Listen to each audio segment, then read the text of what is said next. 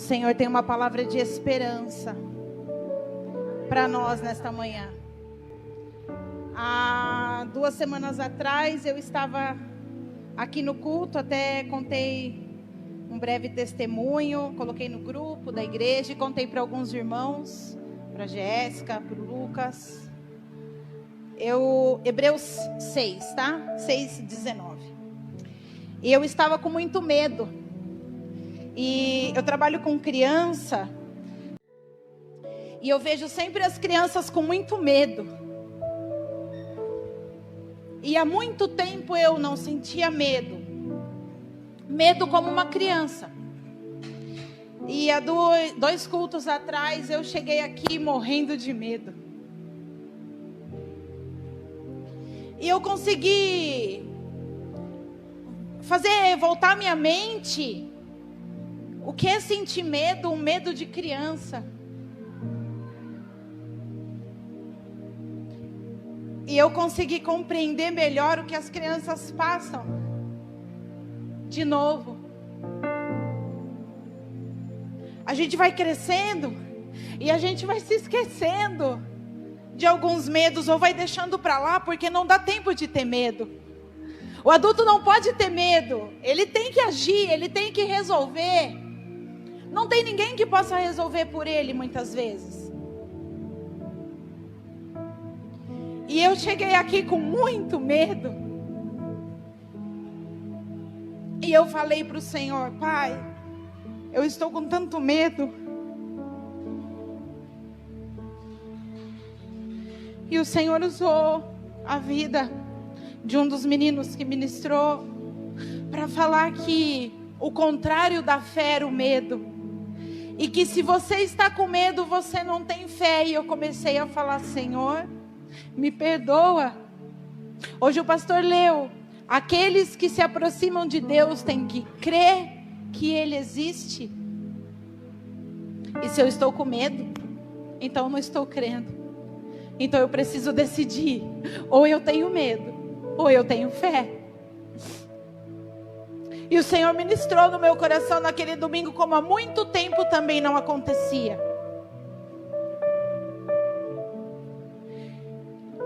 E eu agi na segunda-feira de manhã como há muito tempo eu não agia.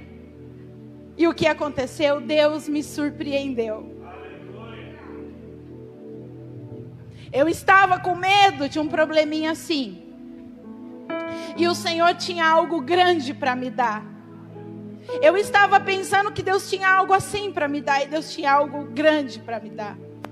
Então essa palavra de esperança que eu quero trazer para você.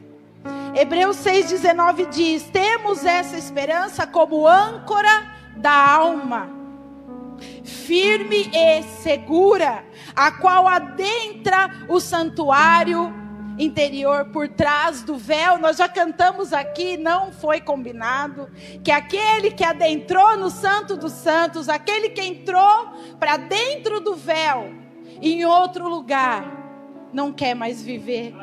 E olha só, Hebreus 6:19, temos essa esperança como âncora da nossa alma, ou seja, ela está firmada e desse lugar ela não pode sair. Não tem nada a ver com o que eu ia falar hoje. Deixa eu voltar aqui. Aleluia. E disse Deus: haja luz, e aconteceu o quê? O que aconteceu? Houve luz. E disse Deus: haja águas, e houve águas. E disse Deus: cubra a terra de vegetação, e assim foi feito.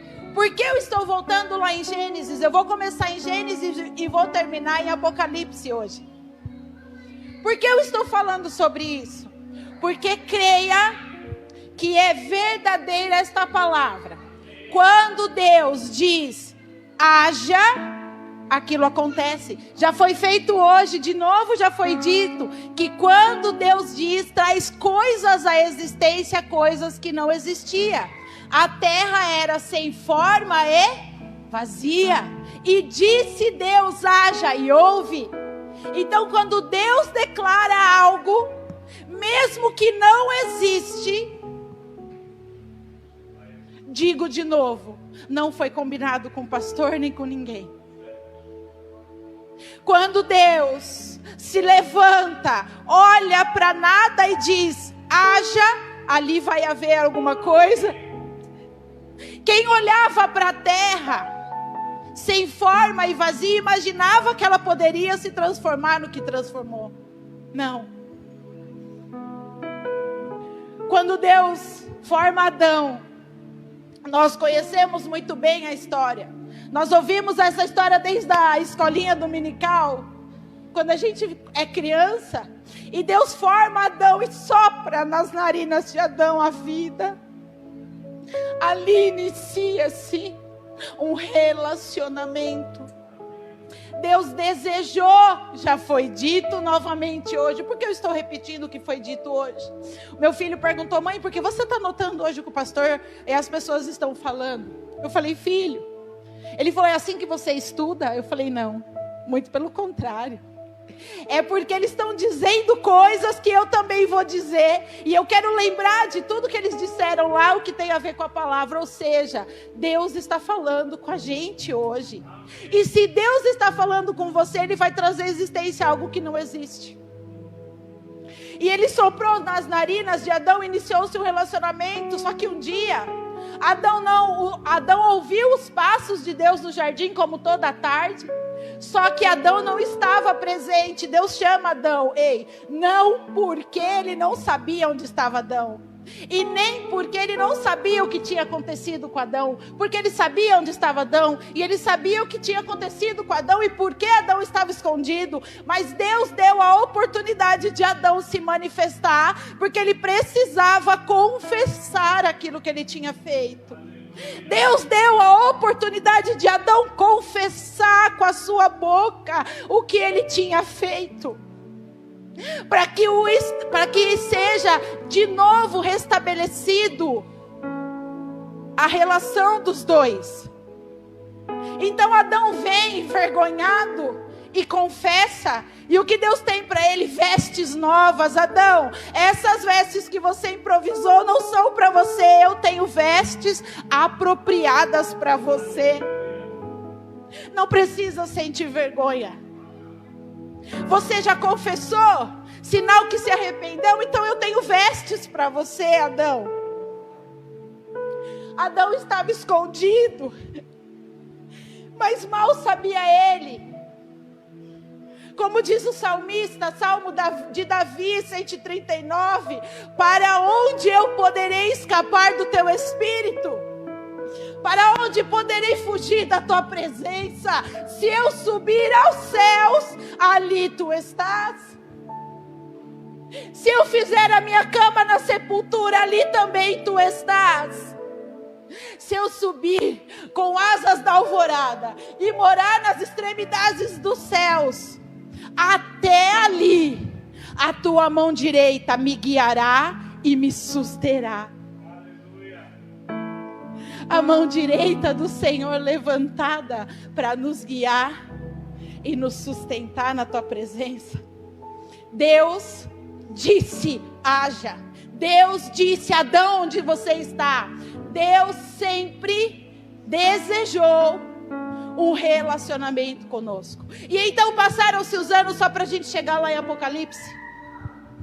Passou-se os anos, passou-se os tempos, e Deus continuou falando. Falou através dos profetas, falou de voz audível, falou do meio do fogo, falou de várias maneiras. Só que chegou um momento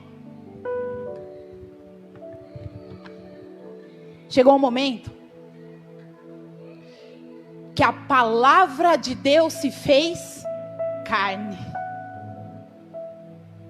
Ele já havia dito, já havia proferido, mas a palavra dele finalmente se fez carne. E o verbo se fez carne e habitou entre nós, e vimos a sua glória como a glória do unigênito, cheio de graça e de verdade. Então, Adão já não ouvia mais os passos de Deus no jardim, mas agora, aqueles que caminhavam com Cristo ouviam os seus passos todo o dia durante todo o dia, todos os dias. Durante 3 anos. Deus andou novamente com o homem. Deus deu novamente a oportunidade do homem confessar o seu erro. E Ele também ofereceu novas vestes para nós. Jesus, o Verbo de Deus, se fez carne. E é por isso que nós estamos aqui hoje, reunidos para celebrarmos a ceia do Senhor. Porque foi para isso que o Verbo de Deus se fez carne. Para sacrifício, para perdão, para remissão, para nos dar as vestes novas, vestes apropriadas. Para chegar em Apocalipse, como eu prometi, nós vamos fazendo este memorial até que Jesus venha. Anunciamos a sua morte até que Ele venha. E Ele virá, porque se Ele disse que Ele vai voltar, é porque Ele vai voltar. Então Ele vem como? Como João descreve que Ele virá? Montado num cavalo branco, vestido com manto, manchado de sangue.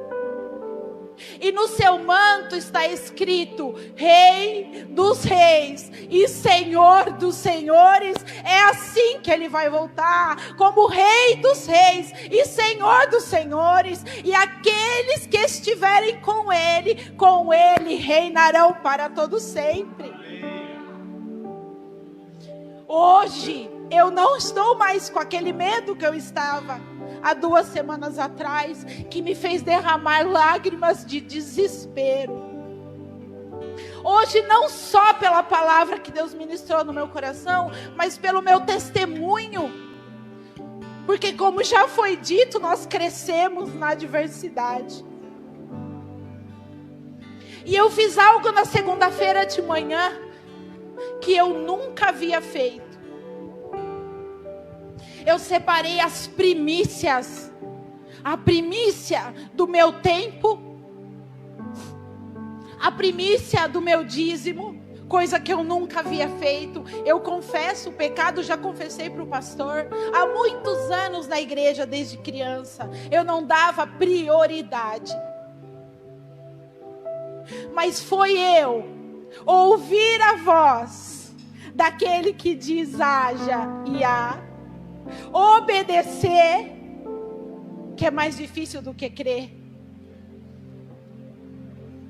e praticar algo que eu nunca havia praticado, por fé, por obediência e por amor. E lembra aquele presentinho que eu estava precisando? Depois de um passo de fé, Deus me deu um presente que eu não esperava. Ele me surpreendeu. Eu não sou melhor do que você. Às vezes meu marido, ele fala assim: o que eu preciso fazer?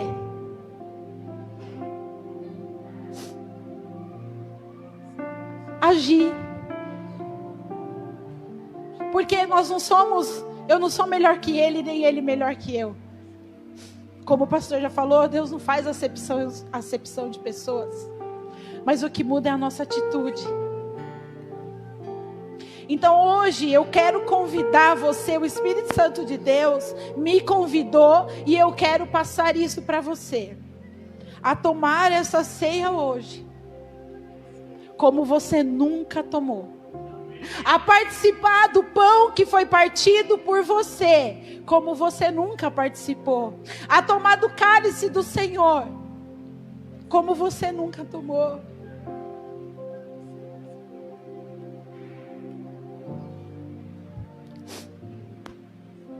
Coríntios 11, 23 diz: pois eu recebi do Senhor o que também vos ensino hoje. Gostaria de convidar você para levantar do seu lugar e vir retirar o pão e o cálice. crendo verdadeiramente, não só de palavras, mas de ações,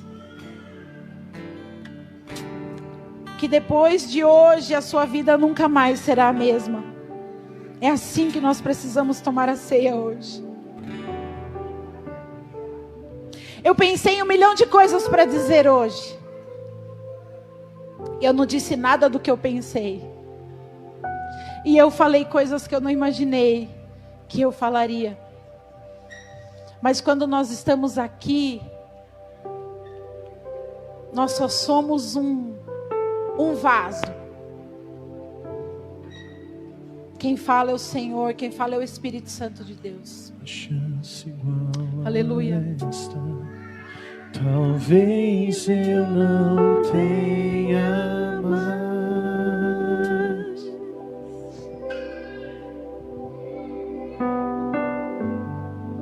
Eu quero estar em tua presença, nem que seja a última vez.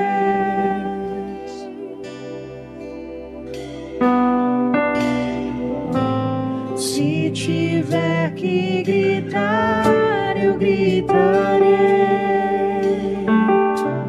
Se tiver que chorar, eu chorarei.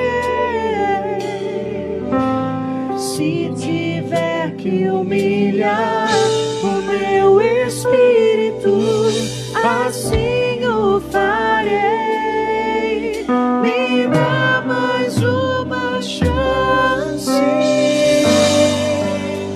Eu quero nascer do teu espírito. Eu quero matar minha carne,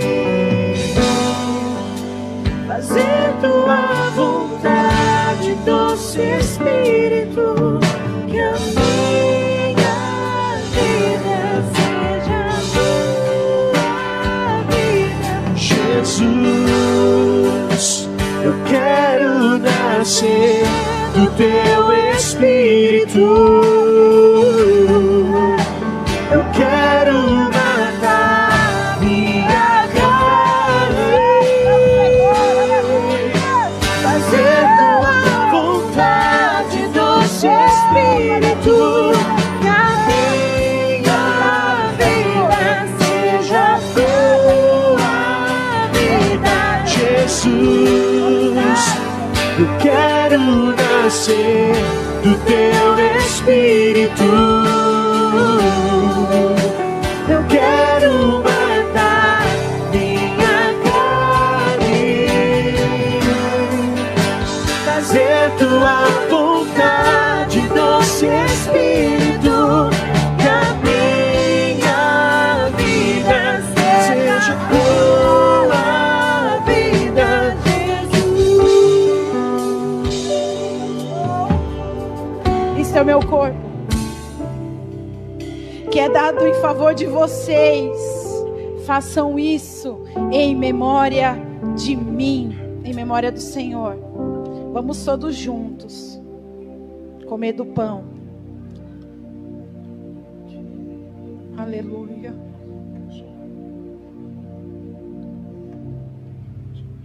E da mesma forma, depois da ceia, tomou o cálice e disse: este cálice é a nova aliança no meu sangue. Façam isto sempre que o beberem em memória de mim. Tomamos juntos em nome de Jesus. Porque Ele Deus abençoe. vive, posso crer no ar.